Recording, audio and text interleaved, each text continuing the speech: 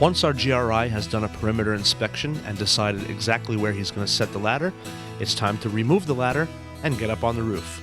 Unfortunately, with this roof, all slopes cannot be accessed from one ladder set, so our GRI will have to move the ladder around a few times to get up on every slope and take photos of every portion of the roof that he sees. You may notice that as Brian unties the ladder from the truck, he's putting that bungee right in his pocket. He's going to use that later off to help tie down the ladder. When it comes to a grip inspection, safety is key. Make sure you know your surroundings as you're removing the ladder for any other people, dogs, pets, kids, or anything else that may be present during a roof inspection. Brian's going to access the front of the home first, so he's setting the ladder directly on the gutter.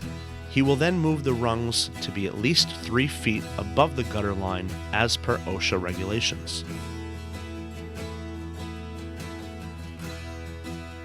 To ensure that your ladder is still there when you want to get back down, we recommend tying off.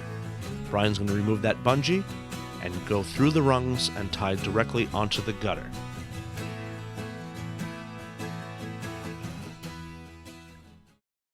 Every time our GRI accesses a roof slope for the first time, there are a few tasks he must perform. The safest place is usually from the ladder to get our first task, which is determining the pitch of the roof. Brian will set a pitch gauge on the shingles and photograph exactly what the angle is. Next, Brian will use a shingle gauge to determine the thickness of the shingle. He'll get a photo of this as well.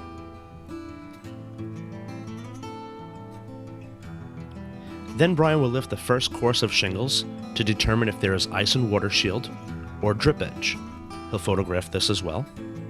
Finally, Brian will perform a brittle test, which is important for determining the repairability of a roof. However, if it's too cold, you should not attempt this as the shingles will likely become damaged.